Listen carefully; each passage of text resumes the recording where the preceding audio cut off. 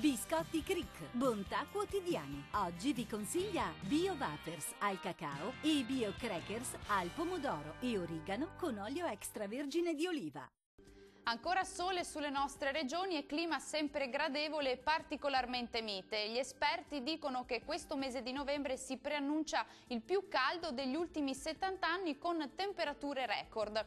E allora che cosa dovremmo aspettarci sul Veneto? Beh, sulla nostra regione avremo tempo stabile, in prevalenza soleggiato, ma con nebbie diffuse al mattino, soprattutto sulle aree di pianura centrali. Sarà invece più soleggiato il bellunese, il veronese e anche il veneziano.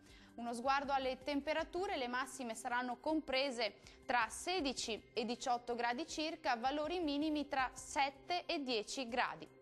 Una situazione di bel tempo che abbraccerà a quanto pare anche il Friuli Venezia Giulia. Sulla nostra regione avremo tempo sempre asciutto e ampiamente soleggiato, salvo una diffusa parziale nuvolosità e qualche addensamento, specie sui rilievi. Temperature massime sui 16 gradi, minime mediamente comprese tra 7 e 9 gradi.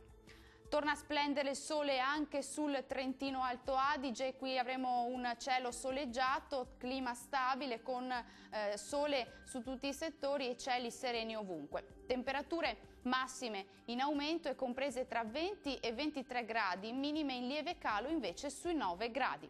Uno sguardo anche alla situazione dei mari e dei venti. Il mare sarà generalmente calmo, i venti saranno deboli da nord-ovest sulle zone costiere e moderati al largo.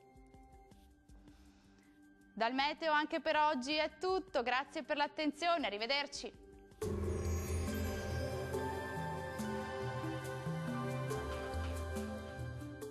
Biscotti Cric, bontà quotidiani. Oggi vi consiglia Bio Wafers al cacao e Bio Crackers al pomodoro e origano con olio extravergine di oliva.